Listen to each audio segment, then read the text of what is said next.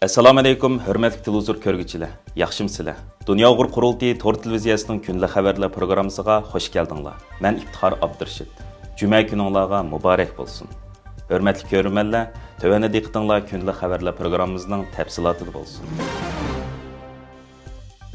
Dunyo Uyg'ur qurultiyidan bir heyət Germaniyaning Mannheim, Frankfurt ve Kyolan qatarlıq şəhərlərdə Türk təşkilatları bilan uçuruş ilib berib, Uyğur məsələsi və növbətdəki mövcud vəziyyət, buningdan keyingi həmkarlıq haqida söhbət ilib barğan. Dunyo Uyğur qurultiyinin rəisi Turğuncan Alavudun, qurultayının sabiq rəisi, Mərkəzi Germaniyadakı Uyğur Kişilik Hüquq Demokratiya Mərkəzinin rəisi Dolqun Eysa, Qurultay Uçur Axbarat Mərkəzinin müdiri İftixar Abdurshid ve Uyghur Kişilik Hüquq Demokratiya Mərkəzi Fondu'nun müdiri Abdücəlil Əhməddən təşkillənən bir heyət, Germaniyanın Mannheim, Frankfurt ve Kyolan qatarlıq şəhərlərdə fəaliyyət elib beriyotqan Türk təşkilatları ve Milli Görüş Təşkilatının mərkəzi işxanasındakilər bilan uçuruş elib berib, Uyghur məsələsi, növbətdəki mövcud vəziyyət ve buningdan keyingi həmkarlıq haqida söhbət elib barğan.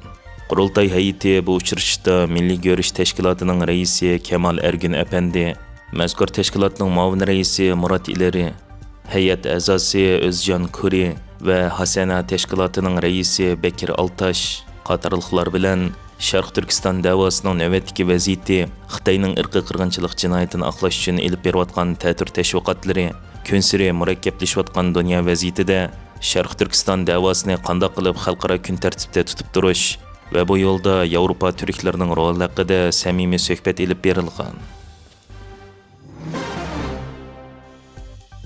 Xitay dövlət igilikidəki karxanalar faqat bir karxana bo'lib qalmasdan, balki Xitayning axborot, hərbiy təminat, birlik səb xizməti və geostrategiyalik təsir kuch üçün xizmət qiladigan siyasi aparat ekanligi oshkorlangan.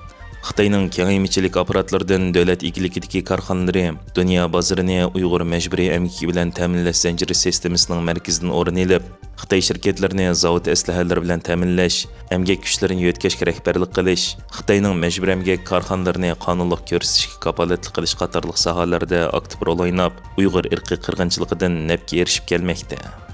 Bu haqda Amerikadagi faoliyatchi Anna Wang 5 bobga bo'lingan bir maqol e'lon qilib, Xitoyning davlat korxonalarining haqiqiy salohiyati, dunyoning ularning mohiyati, roli, tarixiy kelib chiqishi va dunyoga elib keladigan ofat xarakterlik ta'sirini oshkorlab, Xitoy davlat egiligidagi korxonalarini xalqaro paychik bozori va g'arb bozorlaridan siqib chiqarish va uning atalmish tarafsizligiga xotim berishni talab qilgan.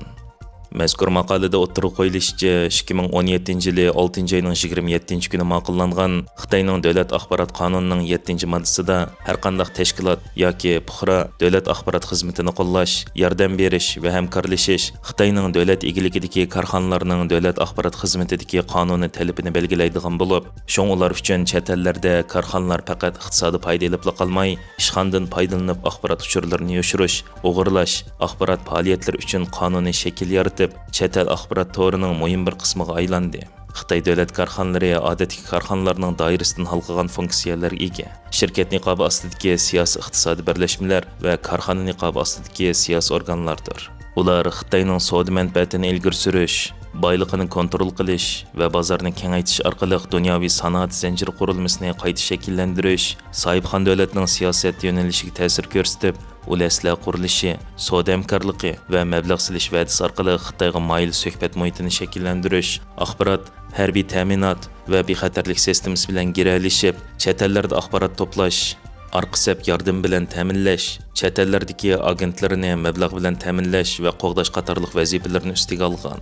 Xitoy davlat korxonalari singib kirish va Xitoy tashqi tashviqotida asosli xalq bo'lib, chet ellarda Kunzi institutlari, aql markazlari, maktabdoshlar jamiyati va yurtdoshlar jamiyatlari nomida mablag' selib, tashqi tashviqot va uchur urushini ilgari surish, jamoat fikri shakllantirish, akademik doiralar va siyosat muhitiga ta'sir ko'rsatish ilib boradi deyilgan. Mazkur maqolada yana Amerika hukumati va G'arb demokratik davlatlarga Xitoydan zanjirni ayirish va uzish uchun barliq Xitoy davlat korxonalarini Amerikadan qo'g'lab chiqarish, shirkatlar tizimligidan chiqarib etish, haqiqiy kontrol qiluvchilarni tekshirish va oshkorlash, Bangtuanga tava barliq shirkatlar va munosib shirkatlarning mahsulotlarini Amerikaga eksport qilishni cheklash, Amerikada Xitoy kompartiya tashkilotlarini qurishni cheklash haqida taklif va talablar o'ttirib qo'yilgan. Xitayning Uyg'urlarni bostirish andisisi va Xitayning nazorat texnikalari Iran ko'chalaridagi namoyishchilarni iz qo'g'lab tutishda ishlatilgan.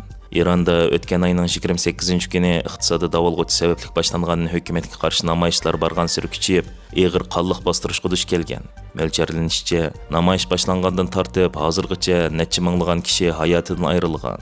İran hukumatining o'z xalqini bostirish iqtidorini texnik jihatdan kuchaytirishda Xitoy shirkatlari ta'minlagan ilg'or nazorat sistemlari muhim rol o'ynayotganligi oshkorlangan. Newsweek jurnalining 15-yanvardagi xabariga qaraganda, Xitoyning sun'iy aql asosidagi yuz tanish texnikasi raqamli nazorat sistemlari Ironda namoyishchilarni farqlantirish va iz qo'g'lab tutish jarayonida keng ko'lamda ishlatilgan bo'lib, Xitoy shirkatlari ilgari Sharq Turkistonda millionlagan Uyg'urni umumyuzlik nazorat qilish va besim ostida tutishda sinoqdan o'tkazgan raqamli bostirish modelini hozir Ironga sistemlik eksport qilmoqda ekan.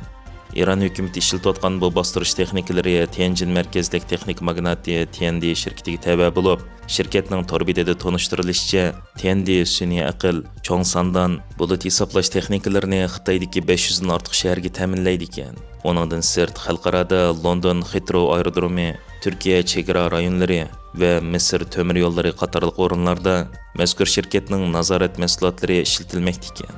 Xalqaro texnik nazorat organining oshkorlashicha, Tiandi shirkati texnikalik nazorat sistemlaridan sirt yana mahbuslarni qiynash va harakatisiz qoldirish uchun loyihalangan yo'lbos o'rindiqlarni ochiq-oshkor bozorga solgan. Reuters va boshqa nopuzliq organlar ilgari Tiandi, Hikvision qatorliq Xitoy shirkatlarining Uyg'urlarni kimligiga asosan avtomatik farqlantiradigan Uyg'ur iz qo'g'lash sistemlarini fosh qilgan edi.